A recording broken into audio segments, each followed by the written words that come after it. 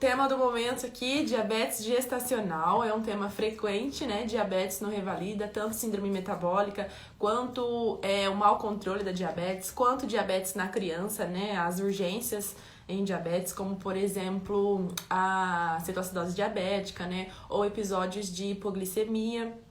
Então, é um tema frequente e recorrente no Revalida, tanto na prática, quanto na discursiva, quanto na objetiva. Então, na verdade, essa live aqui, ela pode ser boa para qualquer tipo de estudo, né, em relação à prova do Revalida, e acho que em todas as provas. Diabetes é um tema muito importante, né, para a prova e para a vida. Então, vamos começar um pouquinho conversando sobre como realizar o rastreio da diabetes em uma paciente gestante. Como que a gente tem que fazer? No mundo ideal, né, no mundo perfeito, no qual a gente tem todos os exames, no qual a gestante faz o início do pré-natal antes de 20 semanas, né, nesse mundo ideal que a gente tem o teste oral de tolerância à glicose e assim por diante, e a gente vai fazer o teste de glicemia em jejum. Se a gestante tiver menos de 20 semanas, a gente faz imediatamente na primeira consulta dela, certo? Ela chegou lá pra gente, tem menos de 20 semanas, a gente já pede a glicemia em jejum. A glicemia em jejum, se ela vier maior ou igual a 126, quer dizer que ela já tinha diabetes antes da gestação, mas ela não sabia, né? Quando a gente for perguntar pra ela, ela vai falar que não tinha esse antecedente. Então, se ela não souber e vier o teste de glicemia em jejum antes de 20 semanas, acima de ou igual a 126, a gente diagnostica como uma diabética pré-gestacional, como uma diabetes antes da gestação, que também é chamada de overdiabetes, né? Quando ela não sabia do diagnóstico e a gente faz esse diagnóstico durante a gestação. Se esse valor da glicemia em jejum vier entre 92 e 125, a gente diagnostica ela como uma diabetes gestacional, tá? A gente já pode falar esse diagnóstico a partir com esse exame, só com esse exame positivo a gente já fala que ela tem uma diabetes gestacional. Então, acima de 92 até 125, diabetes gestacional. Abaixo de 92, a gente ainda não conclui nenhum diagnóstico, porque deu normal. Aí a gente tem que refazer o teste entre 24 e 28 semanas, mas aí não vai ser glicemia em jejum, vai ser com teste oral de tolerância à glicose com 75 miligramas, tá? Então, menos de 20 semanas a gente faz a glicemia em jejum. Deu acima de 92 até 125, diabetes gestacional. Deu maior ou igual a 126, diabetes antes da gestação. Deu menos de 92, a gente refaz, deu normal, então a gente refaz entre 24 e 28 semanas com o teste oral de tolerância à glicose. Aí não é com a glicemia em jejum, tá? Com o teste oral de tolerância à glicose. Se a paciente tiver o início do pré-natal acima de 20 semanas, a partir de 24 semanas, então, a gente já faz direto o teste oral de tolerância à glicose, tá? Já realiza imediatamente. Aí não precisa fazer a glicemia em jejum lá, já faz direto com o teste oral de tolerância. Esse teste, se em jejum ele vier entre 92 e 125, a gente diagnostica como diabetes gestacional. Se na primeira hora vier acima ou igual a 180, a gente também diagnostica como diabetes gestacional. E na segunda hora, se vier entre 153 a 199, a gente também diagnostica como diabetes gestacional. Se esse teste oral de tolerância à glicose vier acima ou igual a 126 em jejum, ou na segunda hora acima ou igual a 200, a gente faz o diagnóstico de uma diabetes antes da gestação, tá? Então, isso tem que estar bem certinho na nossa cabeça, tá? Isso no mundo perfeito, no qual a gente tem o teste oral de tolerância à glicose. Num mundo que não tem esse teste oral de tolerância à glicose, independente do início do pré-natal da nossa paciente, a gente faz a glicemia em jejum, já que é o único que a gente vai ter, né? E aí os valores são o mesmo. Acima ou igual a 126 é diabetes mellitus, antes da gestação. Se vier menos de 92, quando ela tem menos de 24 semanas, a gente repete. Quando ela tiver 24 a 28 semanas, se vier ainda abaixo de 92, a gente diz que ela não tem diabetes. Se vier acima de 92, a gente diagnostica como diabetes gestacional, até 125, tá? Então, se não tiver o teste oral de tolerância, a gente só faz a glicemia em jejum. Tanto no começo, no primeiro na primeira consulta, como entre 24 e 28 semanas, tá? E se tem o teste, primeiro a gente faz em jejum, e entre 24 e 28 semanas a gente faz o teste oral de tolerância à glicose, belezinha? E aí os nossos objetivos, né, serão diminuir a glicose da nossa paciente, né? Diminuir as taxas de malformações do nosso feto, do feto da paciente, quer dizer, né, não é nosso. Quais são as complicações decorrentes da diabetes gestacional? Acho que a principal e mais comentada é a macrosomia, né? A diabetes pode fazer com que o feto fique maior que o normal. E outras complicações já na vida da criança, né, vai ser uma obesidade infantil ou um risco maior de desenvolver síndrome metabólica na vida adulta ou na adolescência até. Ou até na criança também, né? Mas, então, as principais complicações vão ser a macrosomia e a obesidade infantil, tá? Isso é interessante a gente falar lá na hora da consulta, né, para nossa paciente, a importância dela ter um controle aí do nível glicêmico dela. Outras complicações que pode ocorrer é um óbito fetal, né, uma hipoglicemia neonatal, uma hiperbilirrubinemia neonatal também. E também pode causar uma morte materna, dependendo aí do mau controle da glicemia da paciente e assim por diante. Então, o tratamento inicial a gente tem que fazer com a dieta e exercícios físicos por pelo menos 2 semanas. Se ela voltar e ainda estiver descontrolada, ainda estiver alterada a glicemia dela, a gente encaminha ela para o pré-natal de alto risco e aí ela vai fazer o tratamento com insulinoterapia, tá? Então, seria assim na diabetes tipo 2. Se for uma paciente diabética tipo 1, a gente já inicia a insulinoterapia imediata, tá? Sempre. Na diabetes tipo 1. Então, na tipo 2, a gente tenta uma dieta e um exercício por 2 semanas. Se não melhorou, se ainda tá alterado, a gente encaminha e dá o tratamento, né, com insulina. Pode ser NPH ou regular, ou as duas fracionadas também, como preferir. A metformina, ela é contraindicada para gestantes, tá? E no puerpério, quando que a gente vai suspender a insulina? Quando ela ganhar o bebê, né? A gente suspende a insulina e ela tem o risco de desenvolver a diabetes mellitus tipo 2. Então, a gente tem que fazer um acompanhamento com essa paciente para ver se os níveis estão estabilizados ou se ela tá ainda com os níveis aumentados, né? Que daí a gente tem que voltar com o tratamento dela. Beleza? Agora vamos ler aqui um checklist, né? Para ver como que pode cair esse tema em forma de uma estação. Esse daqui que eu peguei do Praticando, tá na página 25. Você é um médico de uma ESF e recebe paciente do sexo feminino, 28 anos, com 27 semanas de gestação, para consulta pré-natal, trazendo exames laboratoriais solicitados na consulta anterior. Nos próximos 10 minutos, realize anamnese direcionada, exame físico, hipótese diagnóstica, conduta e orientações. Então, gente, uma paciente que trouxe exames pra gente.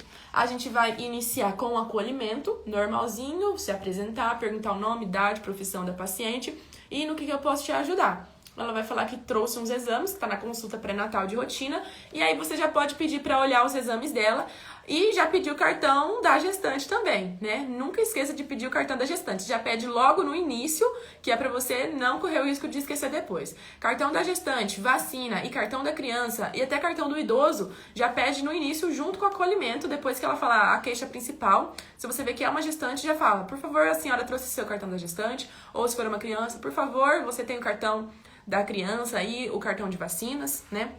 E assim por diante.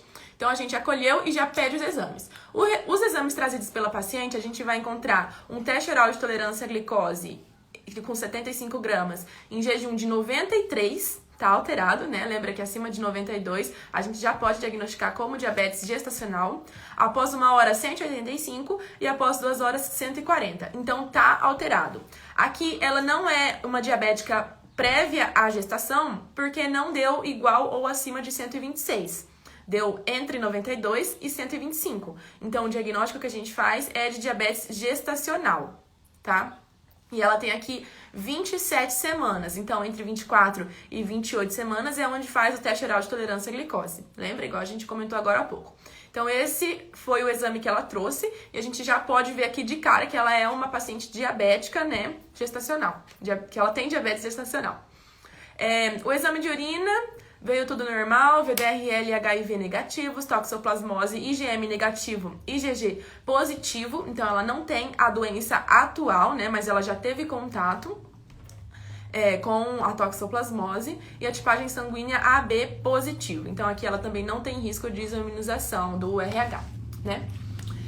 Então, a gente continua o nosso atendimento, né? A gente já tem em mente que ela é uma paciente que tem uma diabetes gestacional, mas o diagnóstico não é o que mais vale ponto na nossa estação, né? Tudo é uma soma de pontos que a gente tem que seguir certinho no nosso fluxograma para que a gente consiga a maior pontuação possível. Então, vamos continuar com o nosso esqueletinho mental, né? Perguntando se ela tem alguma queixa. Aqui a gente já pode dizer, eu tô aqui vendo que sua glicemia tá alterada, você provavelmente tem uma diabetes mellitus gestacional, tá? Porque aí você explica certinho. Agora eu quero te fazer algumas perguntinhas. Também comenta da toxoplasmose, é importante. E você já teve contato com toxoplasmose, mas você não tem a doença atual de toxoplasmose. Agora eu quero ver se você tem alguma queixa, você tem alguma dor, você está tendo náuseas, vômitos, algum sangramento, né? Você tem que ir perguntando sempre se a paciente tem alguma queixa, independente do motivo que trouxe ela. E no pré-natal a gente sempre tem que perguntar, né? Aqui ela ia dizer que não tem nenhuma queixa, ia dizer só que no começo da gestação ela teve alguns vômitos, mas eles já melhoraram, né? Então não tem por que a gente perguntar de queixas acompanhantes, né? Porque ela não tem nenhuma queixa de sintomas acompanhantes, porque ela não tem nenhuma queixa principal. Então a gente já pula para o outro tópico, que seriam as vacinas. Como é uma gestante, a gente tem sim ou sim que perguntar da situação vacinal dela, porque a gente tem as vacinas que devem ser feitas nas gestantes, né? Obrigatoriamente. Aqui ela tem 27 semanas. Acima de 20 semanas, a gente tem que fazer a DTPA, né? Acima de 20, algumas literaturas dizem acima de 22, mas acima de 20 a gente tem que fazer a DTPA, sim ou sim, nas pacientes. Então, aqui a gente tem que perguntar da situação vacinal dela, para ver se ela tem a hepatite B completa, para ver se ela tem a influenza, se ela já fez a influenza e se ela tem a DTPA, né? Ou até as DTs, as outras vacinas de DT, ver se tá tudo completo. Aqui, ela ia dizer, deixa eu achar, que ela só tem a vacina da hepatite B e influenza. Então, aqui, para não esquecer lá no final, a gente já tem que dizer, tá faltando uma vacina, que é a DTPA, perguntar se ela tem todas as vacinas da DT, porque se ela tiver todas, o esquema completo de DT, aí a gente só faz a DTPA acima de 20 semanas. Se ela tiver só uma dose da DT, a gente tem que fazer uma dose da DT e depois, com intervalo de um mês, a gente faz a DTPA. Se ela tiver 2 doses da DT, a gente faz a terceira dose já na DTPA, tá? Acima de 20 semanas. Então, é assim. Aqui, a DT estava completa, então a gente só faz a DTPA acima de 20 semanas e a gente tem que indicar, verbalizar isso, porque aqui ela não falou que ela tinha feito a DTPA, só a hepatite B e a influenza. Então, verbalize aqui logo que ela fala das vacinas, não deixa lá pro final, pra conduta, porque senão você corre o risco de esquecer ou de não dar tempo. E com certeza isso daqui vai ter no checklist, porque é uma coisa obrigatória de toda gestante, né? Toda situação, em qualquer situação, que não seja uma emergência, que você tá fazendo o pré-natal lá, tudo certinho, você tem que perguntar da situação vacinal da gestante, belezinha? Então, aqui perguntamos das vacinas. Depois vamos para os antecedentes gineco-obstétricos, né? Aqui não tem, a gente não pergunta dos antecedentes do ciclo menstrual dela, né? Uma coisa que a gente pode perguntar aqui é a data da última menstruação, mas provavelmente já estava lá no cartão da gestante. E se ela tem filhos, né? Como que foi o parto? Se foi parto cesárea, por que foi cesárea? Já que a gente está com uma paciente com diabetes gestacional aqui, talvez fez uma cesárea anterior decorrente de uma diabetes gestacional que ela teve antes também, e ela pode nem saber disso, né? Mas dependendo do porquê que ela fez a cesárea, dependendo da resposta dela, a gente pode presumir, né? Aqui, se a gente perguntasse, ela ia ter 2 filhos, nenhum aborto, e teve um parto cesárea. E por quê? Se a gente perguntasse por que, ela ia falar que o bebê dela nasceu muito grande no parto anterior, por exemplo. Então a gente já pensa, era um bebê macrossômico, ela também pode ter tido uma diabetes gestacional anteriormente, né? E assim a gente vai agregando na nossa hipótese diagnóstica. Também podemos perguntar se ela teve a diabetes gestacional anterior, ou se ela era previamente diabética, ou se ela tem alguma outra doença, hipertensão, ou alguma doença sexualmente transmissível, né? Perguntar se ela é sexualmente ativa, se ela tem parceiro fixo, se ela usa preservativo, né? Aqui a gente pode perguntar tudo isso, mesmo ela sendo gestante. Pode ser uma gestante solteira, né? Então a gente tem que perguntar tudo isso. Se ela não utilizar preservativo, dizer, né, instruir ela a utilizar o preservativo e assim por diante. Como ela é diabética, quando a gente for para os hábitos, a gente tem que perguntar se ela é sedentária, se ela pratica alguma atividade física, como que é a alimentação dela, se ela come muito doce, muita gordura, muito carboidrato, né? Perguntar tudo isso. Quanto que ela engordou, quanto ela pesava antes, né? Daí no exame físico a gente pede o peso atual da paciente, ou a gente olha no cartão pré-natal dela, no cartãozinho da gestante. E se ela tem alergias, a gente também tem que perguntar, não pode esquecer pra ninguém, a gente pode esquecer de perguntar se tem alergias. Então assim a gente segue nosso fluxograma certinho da anamnese, né? Com a queixa principal, que ela não tem, sintomas acompanhantes não tem, cartão da gestante e vacinas, a gente pediu, antecedentes ginecobstétricos, a gente perguntou, antecedentes patológicos, familiares e pessoais, né? Perguntar se ela tem alguma doença ou se algum familiar dela tem alguma doença, aqui provavelmente a paciente vai falar que os pais dela eram diabéticos, não sei, né? Pode falar. E por último, os hábitos. Terminamos os 6 tópicos da anamnese. Vamos para o exame físico, né? Então, no exame físico, como a gente vai fazer um exame ginecobstétrico na nossa paciente, a gente tem que solicitar a presença de um outro profissional do sexo feminino, mesmo nós sendo médicas do sexo feminino, atendendo uma mulher, a gente tem que solicitar mesmo assim uma outra mulher para acompanhar ali a nossa consulta, tá? Então, você me permite realizar o seu exame físico, pedir permissão. Agora eu quero solicitar uma outra profissional do sexo feminino para realizar o exame físico. Eu quero que a minha paciente vá até o banheiro, tire a roupa, coloque uma bata, se deite na maca em posição ginecológica, né? Cubra a parte íntima dela. Quero lavar minhas mãos, aquecer, colocar máscara, óculos, luvas, né? Pode falar tudo, avental, gorro. Quero ectoscopia geral com pele e mucosas, sinais de desidratação, talvez, ou edemas nos membros, né? Ver se tem alterações dos membros. Quero sinais vitais, frequência cardíaca, respiratória, pressão arterial, saturação, temperatura, pulso, IMC, peso e altura. Aqui é importante a gente pedir isso, né? IMC, peso e altura. Eu sempre esqueço, na verdade, de pedir esses dados. Eu tô tentando agregar ele. Quando eu peço sinais vitais, eu peço IMC, peso e altura para todo mundo para eu nunca esquecer. Porque sempre que eu vou fazer um checklist de criança ou de gestante, eu esqueço de pedir o peso e a altura. E, enfim, eu tô tentando agregar eles assim também. Eu peço para todo mundo. Se não tiver, não tem. Se tiver, eu já pedi, né? Aqui, o paciente está em regular estado geral, com a pressão normal, 110/70, frequência cardíaca 78, frequência respiratória 17, saturando 99, afebril, peso 81 quilos agora e antes ela pesava 66. Então ela deu uma engordadinha boa, né? Altura 1,67 e MC 29, ela tá com sobrepeso aqui. Em seguida, a gente vai pro exame físico, pro próprio exame físico, né, da paciente, no qual a gente tem que fazer. Não esquecer de pedir os batimentos cardiofetais, é uma gestante, a altura uterina, e aqui, como ela já tem 27 semanas, dá pra gente fazer as manobras de Leopold, certo? Então, aqui, a gente vai fazer a ectoscopia geral da paciente, né? Como ela é diabética, dá pra gente buscar a presença de acantose nigricans, né? Que é um sinal de resistência à insulina.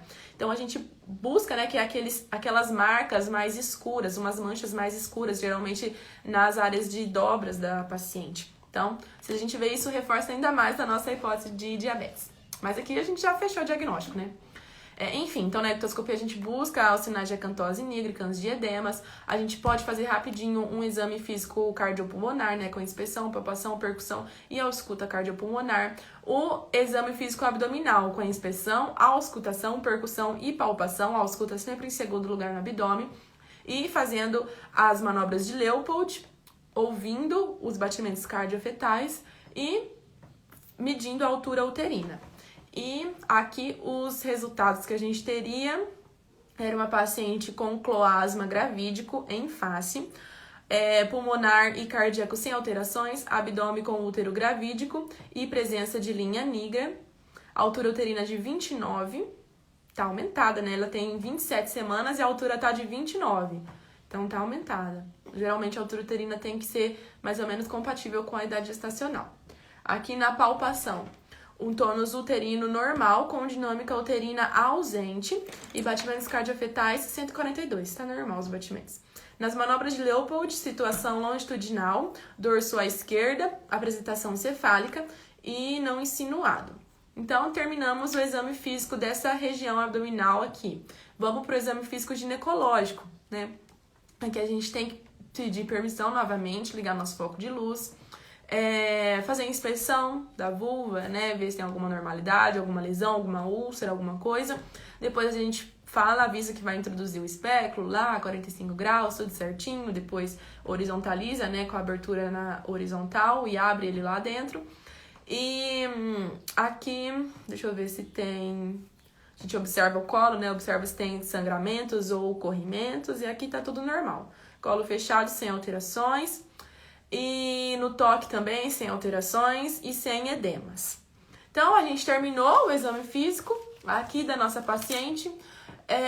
Aqui, então, a gente já pode verbalizar para ela o diagnóstico. Se a gente não verbalizou ainda, a gente pode avisar ela que ela tem diabetes gestacional, perguntar se ela sabe o que é, se ela tem alguma dúvida em relação a isso.